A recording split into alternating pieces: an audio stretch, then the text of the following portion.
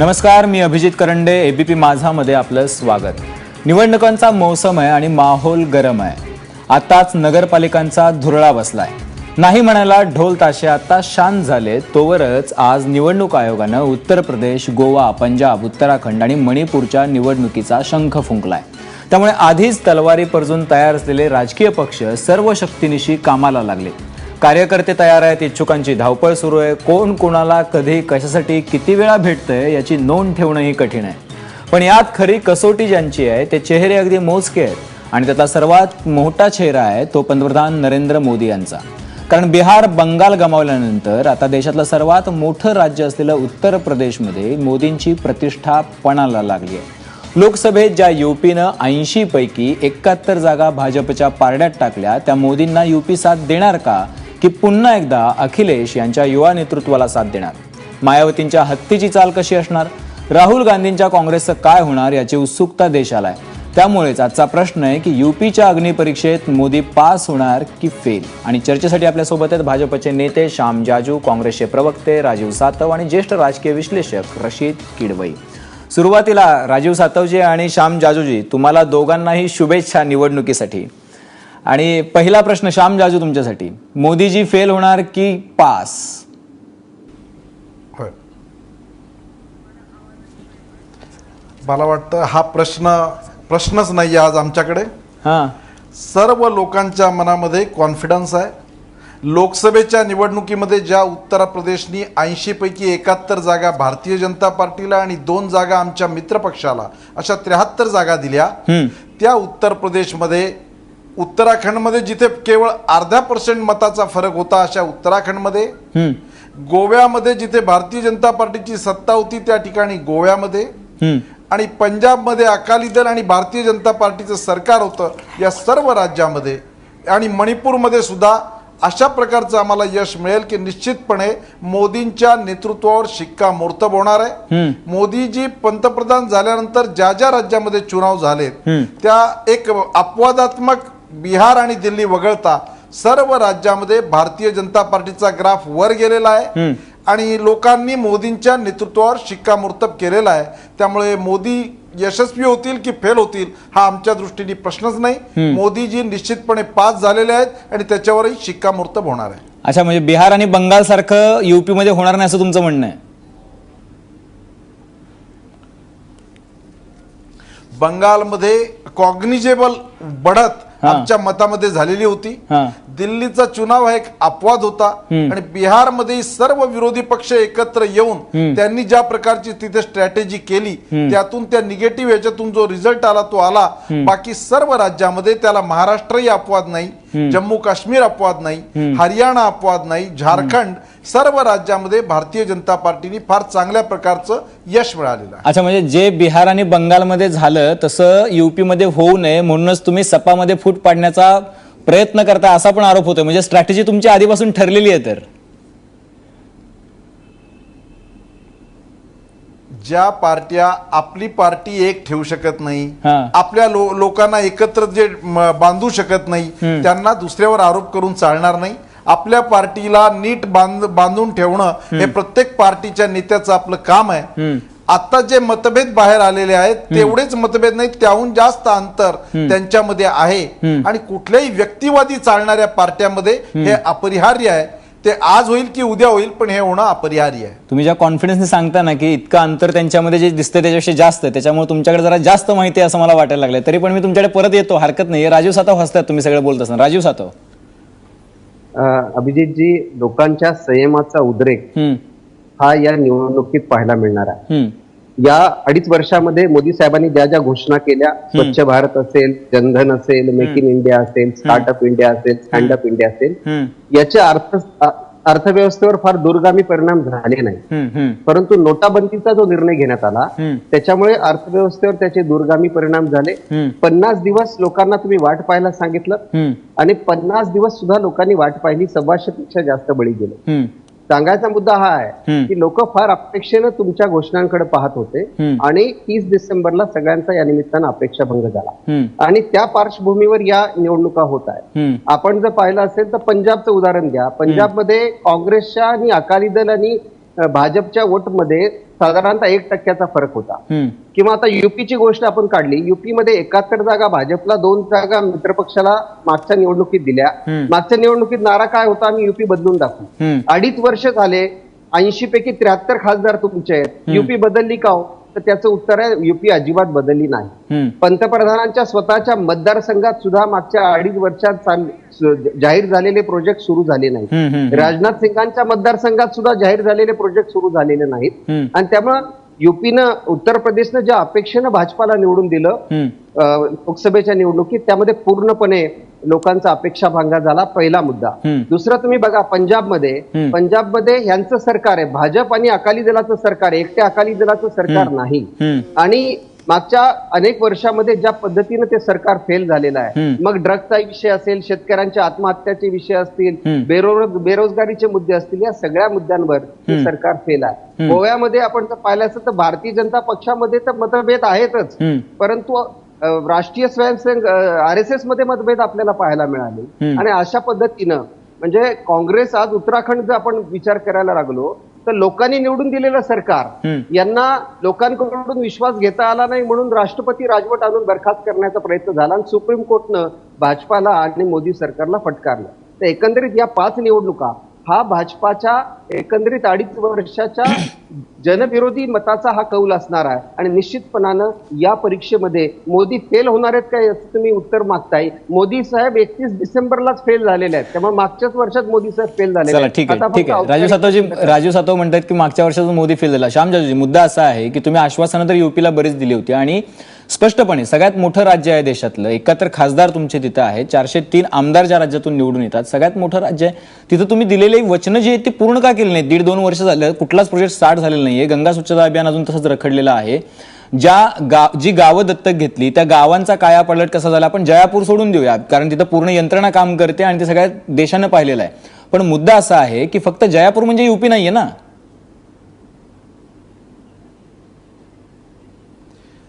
ज्याबद्दल काँग्रेसचे प्रवक्ते चर्चा करतायत, माझा त्यांना प्रश्न आहे की उत्तर प्रदेश बदलला नाही, देशात गरिबी कायम आहे, लोकांचं शिक्षण होत नाही, लोकांना बेरोजगारी वाढते आहे, डिजिटल लोक अडॉप्ट करू शकणार नाही. ज्यांनी 60 वर्ष या देशावर राज्य केलं त्यांना हे म्हणण्याचा अधिकार आहे का? ज्या वेळा नोटबंदीचा विषय आला आणि लेस डिजिटल ट्रान्झॅक्शन करा, लेस कॅशचे ट्रान्झॅक्शन करा म्हटलं तर काँग्रेसचे नेते म्हणतात या देशामध्ये इतकेच लोक शिक्षित आहेत, या देशात एवढ्याच लोकांचे अकाउंट्स आहेत, डिजिटल लोकांना समजणारच नाही, गरीब लोक इतके आहेत. अरे तुम्हाला हे बोलण्याचा अधिकार काय? नोटबंदी सारखा इतका जनतेच्या हिताचा निर्णय मोदींनी केला, ज्या देशामध्ये एक लाईन मध्ये उभं राहून एखादा माणूस मागचा पुढे गेला तर लोक रिॲक्ट करतात, त्या देशात एकही गडबड न होता लोकांनी हा निर्णय ऐकला. याचं कारण आहे मोदींच्या नेतृत्वावर लोकांचा विश्वास आहे. मोदीजींची नियत साफ आहे, त्यांची नीती स्पष्ट आहे. कुठल्याही एका ग्रुपला लुभावण्यासाठी त्यांनी हा निर्णय केला नाही, देशाच्या व्यापक इंटरेस्ट लक्षात घेता त्यांनी हा निर्णय केला. इतकी मोठी रिस्क घेऊन त्यांनी आज देशाला पुढे नेण्याचं काम केलंय. काळ्या धनाच्या विरोधामध्ये त्यांनी जी उघडलेली ही मोहीम आहे, अशा प्रकारचं कुठलंही साहसिक कृत्य करण्याची हिंमत काँग्रेसच्या काळात तर झाली नाही. त्यामुळे लोकांचा भरोसा आहे. तात्कालिक काही लोकांच्या अडचणी झाल्या, पण लोकांनी विचारलं की सगळे प्रोजेक्ट जे तुम्ही सांगितले होते किंवा तुम्ही जे घोषणा केल्या होत्या त्या का पूर्ण झाल्या नाही? लोकांनी मोदीजींना साथ दिलेली आहे. आता जीडीपी ग्रोथ काँग्रेसच्या काळात जेव्हा आम्ही सत्तेवर आलो तेव्हा जो 4.2 होता तो आज 8% पर्यंत पोहोचलाय. देशाची निर्यात वाढली आहे. जनधन खात्यातून 21 कोटी लोकांनी खाती उघडली. जे इन्शुरन्स 3-4% पर्यंत लोक घेत होते त्याची आता संख्या वाढली आहे. सामान्य माणूस त्या इन्शुरन्सचा फायदा घेऊ लागलाय. शौचालयाची योजना पूर्ण गावागावामध्ये चालू आहे. अनेक गोष्टींमध्ये जे पूर्वीच्या सरकारने केलं नव्हतं असं अकाउंटेबल सरकार ज्याला म्हणता येईल अशा प्रकारचं काम या सरकारने केलं. किती कायदे आम्ही रद्द केले, की जीएसटी कसं आम्ही पारित केलं. ज्या आजपर्यंत घोषणा होत्या काँग्रेसच्या काळामध्ये, 1 रँक 1 पेन्शन, राहुल गांधी असो, इंदिरा गांधी असो, तेव्हापासून राजीव गांधी पासून चर्चा चालू आहे, पण यांना करण्याची हिंमत नव्हती. आणि त्याच्यासाठी बजेट किती तरतूद कमी केली होती. ते ठीक आहे, खरं आरोप करून प्रत्यारोप होत दाखवायचं राहतील. काम श्याम आमच्या जाजूजी, मुद्दा असा आहे की सरकारने आरोप केलं. प्रत्यारोप होत राहतील. निर्णय मी येतो, राजू सातूजी तुमच्याकडे येतो, पण मुद्दा असा आहे की आता आपण जरा प्रॅक्टिकल येऊयात. तुम्ही किती जरी आरडाओरडा केला ना तरी म्हणजे तुम्ही किती सांगितलं की आम्ही ह्या योजना पूर्ण केल्या, काँग्रेसने किती आरोप केले किंवा त्यांनी सांगितले की आम्ही तिथे ही कामं केली, तरी उत्तर प्रदेशची निवडणूक ही जातीच्या समीकरणांशिवाय जिंकणं अशक्य आहे आणि हे सगळ्या देशांना बघितलं आहे. मुद्दा असा आहे की सपाकडे मुस्लिमांची वोट बँक जी आहे ती सपाकडे आहे. तुम्ही प्रयत्न करताय की तिथं फूट पडली तर आपल्याला फायदा होईल. बसपाकडे दलित वोट बँक आहे. गेल्या निवडणुकीमध्ये भाजपचा परफॉर्मन्स हा म्हणजे 2 आकडी संख्येपर्यंत गेला, मात्र त्यांना काही अर्धशतक पण करता आलं नाही. तर अशा स्थितीमध्ये तुमच्याकडचे जे मुद्दे आहेत, जे मुद्दे निवडणुकीचे म्हणून तुम्ही सांगताय ते मुद्दे ठीक आहेत, पण तुमची जी स्ट्रॅटेजी आहे, जी जातीय समीकरणाची स्ट्रॅटेजी आहे, ती कशी काम करणार आहे?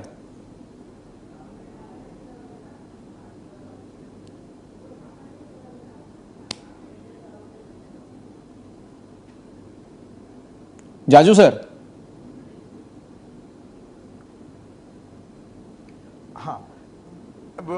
लोकसभेच्या निवडणुकीमध्ये मोदींनी हे स्पष्ट केलं आणि लोकांनी त्याला अप्रिशिएट केलं की उत्तर प्रदेश हे जातीपाती, भाषावाद, प्रांतवाद, एरिया याचं सगळं असून सुद्धा लोकांनी विकासाला प्रॉमिनन्स दिला आणि देशाच्या इतिहासात पहिल्यांदा अशा प्रकारचे छोटे मोठे मतभेद बाजूला ठेवून लोकांनी मतदान केलं. त्याचाच परिणाम प्युअर मेजॉरिटीनी भारतीय जनता पार्टीचं सरकार आज एनडीएच्या माध्यमातून सत्तेवर आहे आणि उत्तर प्रदेशाने तर क्रांती करून दाखवली. उत्तराखंडनी सर्वच्या सर्व खासदार दिले, उत्तर प्रदेशाने 73 खासदार दिले. हे केवळ जातीच्या राजकारणातून दिले नाहीत, हे भाषेच्या राजकारणातून दिले नाहीत, हे एरियाच्या क्षेत्रवादावर दिलेले नाहीत, हे विकासाच्या मुद्द्यावर दिलेले आहेत. लोकांना विश्वास पटला की काँग्रेसचं भ्रष्ट सरकार जाऊन देशात समर्थ आणि सशक्त पर्याय केवळ भारतीय जनता पार्टी आहे, याच्यावर लोकांनी शिक्कामोर्तब जाजू सर, मग हाच तुमचा विकास, हेच तुमचं विकासाचं कार्ड जे आहे ते बिहारमध्ये का चाललं नाही? मग बंगालमध्ये बिहारमध्ये सर्व विरोधी पक्षांनी मोदींचा अश्वमेध रोखण्यासाठी निगेटिव्ह प्रचार करून एकत्र सर्व आले आणि भारतीय जनता पार्टी विरुद्ध सर्व अशा प्रकारची स्ट्रॅटेजी करण्यात ते यशस्वी झाले. आजही बिहार विकासाच्या विषयामध्ये आजही बिहारच्या लोकांना पश्चाताप होतोय की मोदींच्या जिथे जिथे भारतीय जनता पार्टीचं सरकार आहे 14 राज्यातले आकडे जर आपण पाहाल तर सर्व राज्य विकासाच्या दृष्टिकोनातून आघाडीवर आहेत आणि बाकी सर्व राज्यामध्ये त्याचा फरक जाणवतोय. हा भारतीय जनता पार्टीचा विकासाचा अजेंडा आहे. श्याम जाजूजी, तुम्ही जे 1.25 लाख कोटीचं पॅकेज देणार होता ते पॅकेज दिलं नाही, त्याच्यामुळे त्यांचा विकास रखडला असं तुमचं म्हणणं आहे का बिहारचा? ही आपल्याकडे माहिती कमी आहे असं मला वाटतं. बरं. हे 1.25 कोटीचं नाही, 1,75,000 करोडचं पॅकेज बिहारला घोषित झालं होतं आणि ते सगळं दिलेलं आहे. अच्छा, सगळे पैसे त्याच्यामध्ये दिलेले आहेत. ताबडतोब सत्ता नाही आली तरी आम्ही बिहारवर अन्याय करणार नाही, आमचे कमिटमेंट आम्ही पूर्ण करू असं मोदींनी त्यावेळेला जाहीर केलं आणि 1,75,000 करोडच्या पॅकेजमध्ये कुठेही काटकसर करणार नाही, कुठेही त्यांचं डिस्क्रिमिनेशन करणार नाही असं मोदींनी त्यावेळेला घोषित केलं. आणि आजपर्यंत एकही स्टेटमेंट नितीश कुमारांचं नाही की आम्हाला कुठेही अडचण आली आहे म्हणून. अच्छा, ठीक है. आपल्यासोबत आता राशिद किडवई आहेत दिल्लीवरून. राशिद किडवई जी, अभी श्याम जाजू जी बात कर रहे थे, बीजेपी प्रवक्ता है वो कह रहे थे कि ऐसी कोई जाति पाति के धर्म की राजनीति पे जाति पाति से उठकर वोट किया था लोकसभा के इलेक्शन में और इस बार भी ऐसा ही होगा यूपी में, और यूपी में कोई मसला नहीं है, यूपी में बस बीजेपी की सरकार आएगी. क्या लगता है आपको? देखिए, ये कहना आसान है और करना मुश्किल है. उत्तर प्रदेश में देखिए, ये सही बात है कि लोकसभा में भाजपा को व्यापक समर्थन मिला, लेकिन उसकी वजह एक ये थी कि नरेंद्र मोदी के मुकाबले में उस समय राष्ट्रीय स्तर पर कोई ऑल्टरनेटिव नहीं था. इस समय प्रदेश की सियासत में जो चुनाव हो रहा है वहां 2 बड़े ऑल्टरनेटिव है. एक अखिलेश यादव, देखो नीतीश कुमार की तरह उनके खिलाफ कोई एंटी इनकम्बेंसी नहीं है, और दूसरी तरफ मायावती है. तो भाजपा को, और भाजपा के पास कोई प्रदेश स्तर पर कोई बड़ा चेहरा नहीं है, तो ये भाजपा के लिए बहुत बड़ी एक चुनौती है. नरेंद्र मोदी जी वहां के मुख्यमंत्री नहीं बनेंगे, वहां का मुख्यमंत्री कौन बनेगा, इस बात का भाजपा के पास जवाब नहीं है. मुख्यमंत्री कोण बनणार श्याम जाजू जी?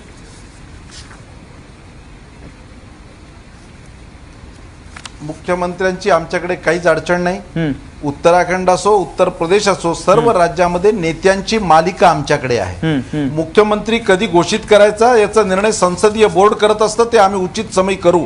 आमची ही काही व्यक्तिवादी पार्टी नाहीये, मायावती सारखी, मुलायम सारखी, ममता बॅनर्जी सारखी की तिथं एखादी व्यक्ती निर्णय करते. ही पारिवारिक मोदी पार्टी तो नाही प्रधानमंत्री की पद एक का दावेदार गांधी घोषित परिवार किया था. पूर्ण काँग्रेस चालवतंय. कोणाची बोलायची हिंमत नाही. ही आमची लोकशाहीवादी पार्टी आहे, लोकतंत्रवादी पार्टी आहे. पार्लमेंटरी बोर्ड याचा निर्णय करेल. आमच्याकडे नेत्यांची वानवा नाही. आणि एक गोष्ट आणखीन आपल्या लक्षात आणू इच्छितो, ज्या ज्या राज्यामध्ये निवडणुका आहेत त्या सर्व राज्यामध्ये आपली पार्टी सोडून या पार्टीत प्रवेश करणारे, भारतीय जनता पार्टीत प्रवेश करणाऱ्या लोकांची संख्या सर्वात जास्त आहे. लोक अशाच पार्टीत प्रवेश करतात ज्या पार्टीचं फ्युचर ब्राईट असतं. श्याम जाजूजी, काल एबीपी माझा आणि नेल्सननी पोल केला होता आणि त्या पोलमध्ये अखिलेश यादव यांची जी लोकप्रियता आहे ती अचाट आहे, ती मोदींपेक्षा जास्त आहे. मुख्यमंत्री म्हणून तिथं अखिलेश यादव यांना जास्त पसंती आहे. लोकांचा हा कौल तुमच्या लक्षात येत नाहीये का? आणि तुम्ही तिथं उमेदवारी जाहीर करत नाही आहात.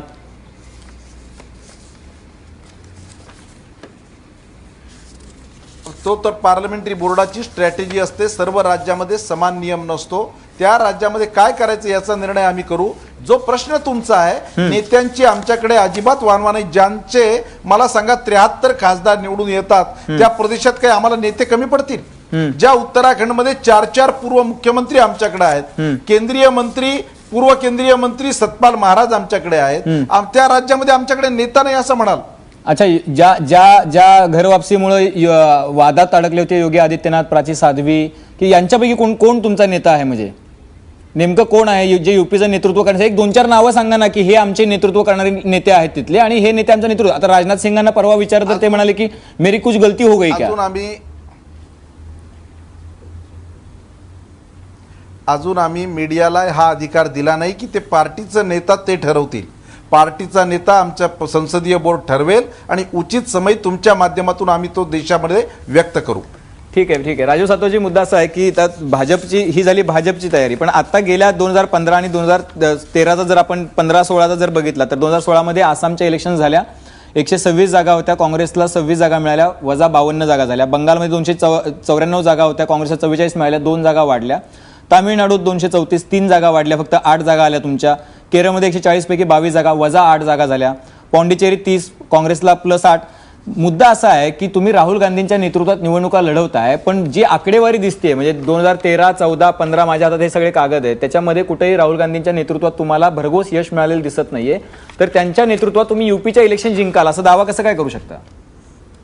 आम्ही केवळ राहुल गांधींच्या नेतृत्वात युपीच नाही तर उरलेल्या 4 राज्याच्या निवडणुका जिंकणार आहोत, हा आमचा ठाम आत्मविश्वास. मगाशी जे तुम्ही स्टॅटिस्टिक सांगितलं, तुम्ही पॉंडिचेरीमध्ये भाजप वाढला असं मला स्टॅटिस्टिक दाखवा. तुम्ही केरळमध्ये भाजपाचे 10-20 आमदार निवडून आले असं मला स्टॅटिस्टिक दाखवा. आम्ही आसाम हरलो, आम्ही मान्य करतो, परंतु आसाम जरी हरलो असलो तरी आमचा वोट बेस भाजपपेक्षा आता सुद्धा जास्त आहे. त्यामुळे जर पर्सेंटेज ऑफ वोट काढले तर आम्ही भाजपच्या आजही पुढे आहोत. आणि तुम्ही जे स्टेट सांगितले त्या स्टेटमध्ये आमचं पर्सेंटेज ऑफ वोट कमी झालेलं नाही, पहिला मुद्दा. दुसरा, आपण जर पाहिलं असेल आता ह्या 5 राज्याच्या निवडणुका, या 5 राज्यामध्ये आता पंजाबमध्ये भाजप आणि अकाली दलाचं सरकार आहे. भाजप आणि अकाली दलाचं सरकार आहे आणि ज्या पद्धतीनं आता त्या सरकारचं कामकाज चालू आहे, त्यांच्या किती जागा येणार आहेत म्हणजे भाजपचे आणि अकाली दलाचे नेते खासगी सांगतात की आमच्या आता आम्ही विरोधी पक्ष तरी चांगल्या पद्धतीचा राहू का, अशा पद्धतीची त्यांच्याकडे आज परिस्थिती आहे. किंवा आज उत्तराखंडचं हे सांगतायत की उत्तराखंडमध्ये 4 पैकी 4 खासदार तुमचे होते, तर लोकांनी निवडून दिलेलं सरकार पाडण्याची कशाला तुम्हाला तयारी करावीशी वाटली?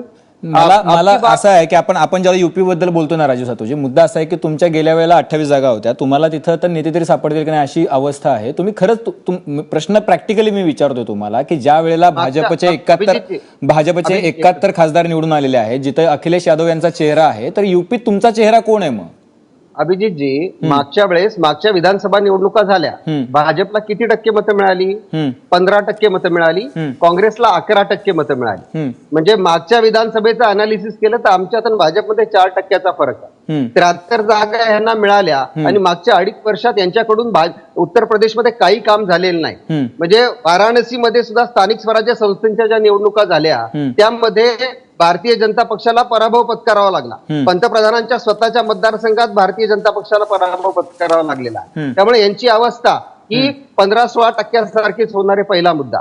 दुसरा, मागच्या अनेक दिवसांमध्ये म्हणजे मागच्या 2-3 वर्षापासून आम्ही युपी मध्ये काम सुरू केलेलं आहे आणि ज्या पद्धतीनं आता आमचं काम सुरू आहे, उत्तर प्रदेशमध्ये सगळ्यात मोठा पक्ष म्हणून आम्ही इमर्ज होणार आहोत, अशा पद्धतीची आमची तयारी ठीक आहे. राजू सातवजी, मी तुम्हाला अजून एक छोटा प्रश्न विचारला होता, तो असा की तुमचे नेते कोण आहेत उत्तर प्रदेशातले? आम्ही शीला दीक्षितांना जाहीर केलेलं आहे. शीला दीक्षित आमच्या, तुम्ही एक बघा की शीला दीक्षितांना आम्ही तिथे चेहरा म्हणून जाहीर केलं आणि आमचे सगळे नेते हे पूर्ण ताकदीनं, म्हणजे आमचं भाजपा सारखं नाही की आमच्याकडे नेते खूप आहेत, आमच्याकडे खूप नेते आहेत, पण आम्ही नेता जाहीर केला आणि आम्ही पंजाबमध्ये कॅप्टन अमरिंदर सिंगांना नेता म्हणून जाहीर केलं. उत्तराखंडमध्ये आज आमचे मुख्यमंत्री तेच पुढच्या काळामध्ये आमच्या मुख्यमंत्री पदाचे दावेदार असणार हे आम्ही उघडपणे सांगतो आणि आमची भूमिका स्पष्ट आहे. मागच्या 2014ला मोदी सरकारसाठी मतदान झालं, मग आता भाजपा नेता जाहीर का करत नाही आणि यासाठी जाहीर करत नाही कारण अंतर्गत कल एवढे आहेत या पक्षामध्ये की यांना एक नेता जाहीर करता येत नाही, अशी यांची परिस्थिती आहे. ठीक है, रशीद किडवई जी अपने साथ है, वो बहुत जानकारी रखते हैं कांग्रेस के बारे में, उन्होंने किताब भी लिखी है. रशीद किडवई जी 10 साल मुख्यमंत्री थी शीला दीक्षित जी दिल्ली में, उनका जो वहाँ का काम रहा वो पूरे देश ने देखा, बाद में वहाँ पर बड़े भ्रष्टाचार के आरोप भी लगे और बाद में उनका चेहरा लेके यूपी में जा रही है कांग्रेस. और वैसे भी कांग्रेस की वहाँ की खस्ता हालत तो सब जानते हैं, क्योंकि वहाँ पे हाथी है जो कि दलित वोट लेता है, जो साइकिल है जो कि मुस्लिम वोट लेती है, तो इन सब में कांग्रेस कहाँ है? देखिए, उत्तर प्रदेश की रणनीति कांग्रेस की बड़ी दिलचस्प रही है. कांग्रेस ने पहले तैयारी करी, शीला दीक्षित को मुख्यमंत्री के रूप में पेश किया और राज बब्बर को प्रदेश अध्यक्ष बनाया. बड़ा दमखम के साथ कोशिश करी राहुल गांधी ने. दरअसल यूपी की स्ट्रेटेजी जो है वो पूरी प्रशांत किशोर के हाथ में है, जो पहले भाजपा के रणनीतिकार थे. तो प्रशांत किशोर वर्सेज अमित शाह उत्तर प्रदेश में चुनाव हो रहा है मोटे मोटे तौर पर. अब प्रशांत किशोर का असेसमेंट हुआ कि उत्तर प्रदेश में कांग्रेस की दाल नहीं गल रही, तो उन्होंने अपनी स्ट्रेटेजी बदली और अब कांग्रेस जो है वो समाजवादी पार्टी मतलब अखिलेश यादव से तालमेल कर रही है और अजीत सिंह जो जाटों के बड़े लीडर हैं उनको मिलाकर एक गठबंधन बना के तैयारी हो रही है. जब चुनाव होगा तो आप देखिएगा कांग्रेस गठबंधन के तहत ही लड़ेगी. आज शीला दीक्षित ने अपने आप को कहा कि अखिलेश मुझसे अच्छे मुख्यमंत्री हैं. तो कांग्रेस की पूरी रणनीति ये है कि जो बचा कुची जमीन है उसको संभाल लो, क्योंकि बिहार में इनको सीटें ज्यादा मिली, कम सीटें मतलब कोटे से मिली लेकिन जीते ज्यादा और 4 मंत्री बन गए. तो इसी तरीके से उत्तर प्रदेश में कांग्रेस जो है वो अखिलेश के ऊपर दांव खेल रही है और इसके पीछे पूरी प्रशांत किशोर की स्ट्रेटेजी है और अमित शाह उनको बखूबी जानते हैं. तो वहां का उत्तर प्रदेश का चुनाव जो है अमित शाह और प्रशांत किशोर की शहमात का खेल है. देखना है इसमें कौन जीतता है. अच्छा, लेकिन रशीद किडवई जी जो अभी बता रहे थे राजू सातव जी कि शीला दीक्षित को उन्होंने अपना चेहरा बना के वहां पे भेजा है और वो उनके नाम पे इलेक्शन लड़ेंगे, तो वहां पे जबकि शीला दीक्षित खुद कह रही है कि अखिलेश अच्छे मुख्यमंत्री हो सकते हैं, वो अच्छे दावेदार है, तो वहां पर कांग्रेस कहाँ है? इन जाति पाति के पूरे बंटवारे में दलित वोट मायावती जी के साथ है, मुस्लिम वोट, तो कांग्रेस के साथ कौन से वोट है और कितना वोट परसेंट आपको दिख रहा है? कांग्रेस को कितने सीट देखते हैं आप? देखिए, एक कामयाब राजनीतिक दल वो होता है जो अपनी ईगो पे नहीं खड़ा होता कि उसने शीला जी को बना दिया तो शीला जी के ही अंडर में चुनाव लड़ेगा. उन्होंने जमीनी हकीकत देखी और उन्हें समझ में आया कि शीला जी को व्यापक समर्थन नहीं मिल रहा है जिस तरीके से दिल्ली में मिलता था या मिल सकता है, वो उत्तर प्रदेश में नहीं मिल रहा. तो इसलिए कांग्रेस ने अपने कदम खींच लिए और अब शीला दीक्षित को वो मुख्यमंत्री के रूप में नहीं पेश कर रही. आप उसे हास्यप्रद मान सकते हैं, आप उसका मजाक उड़ा सकते हैं, लेकिन कांग्रेस को रणनीतिकार जो कि मैंने बताया कि प्रशांत किशोर का ये असेसमेंट है कि सिर्फ कांग्रेस अपने बूते पे चुनाव नहीं जीत सकती. तो अब वो समाजवादी पार्टी के साथ मिलकर चुनाव लड़ेंगे जिससे समाजवादी पार्टी को भी थोड़ा सहारा होगा और कांग्रेस की परफॉर्मेंस अच्छी होगी. देखिए, चुनाव में सिर्फ हार या जीत होती, भाजपा हारी तो कांग्रेस की जीत है, चाहे वो मायावती जीते या अखिलेश जीते. तो इसलिए आज पूरा एक राजनीति का ध्रुवीकरण हो गया. एक तरफ बड़े स्तंभ के रूप में नरेंद्र मोदी जी है और दूसरी तरफ विपक्ष बिखरा हुआ है. तो विपक्ष किसी तरह से चाहता है कि नरेंद्र मोदी को घेर सके और उत्तर प्रदेश से अच्छा उन्हें मौका नहीं मिलेगा. अच्छा, लेकिन ऐसा है ना कि मैं फिर से आपकी तरफ आ रहा हूँ रशीद किडवई जी. मुद्दा ऐसा है कि पूरा सिनेरियो देखे तो एक आदमी पे इलेक्शन लड़ा जा रहा है. बीजेपी कह रहे हैं कि हमारे पास बहुत सारे नेता है, लेकिन उनका पूरा जो भरोसा है या ये पूरी उनकी सांठगांठ जो है वो मोदी के हाथ में है. मोदी जी जो करेंगे वही करिश्मा रहेगा, उसके बाद कोई करिश्मा वहां पे दिखता नहीं है बीजेपी का. अखिलेश जी का वैसा ही है, सपा का पूरा करिश्मा जो है वो अखिलेश ही है.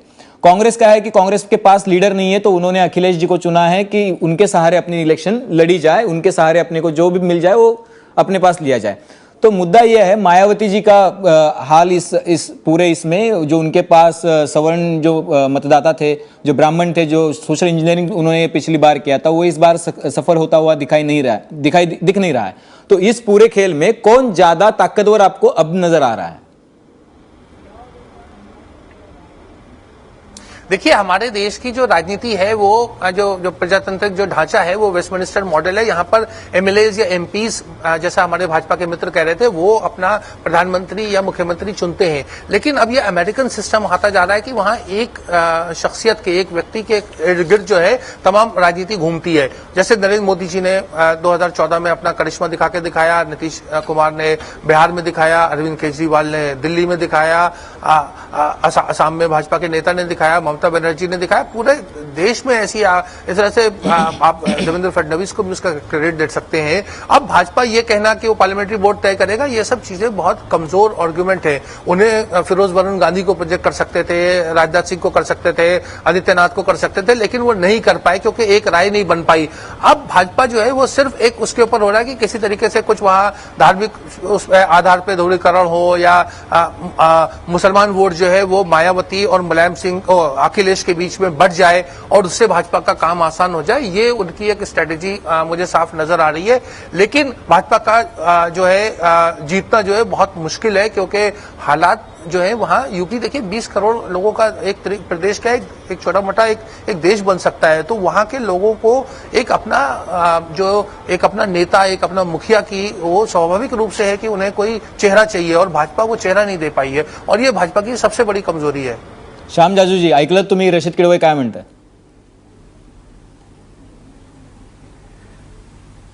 रशीद किडवई काही म्हणू देत, भारतीय जनता पार्टी ही केडर पार्टी आहे। नेत्यांची अजिबात आमच्याकडे वानवा नाही।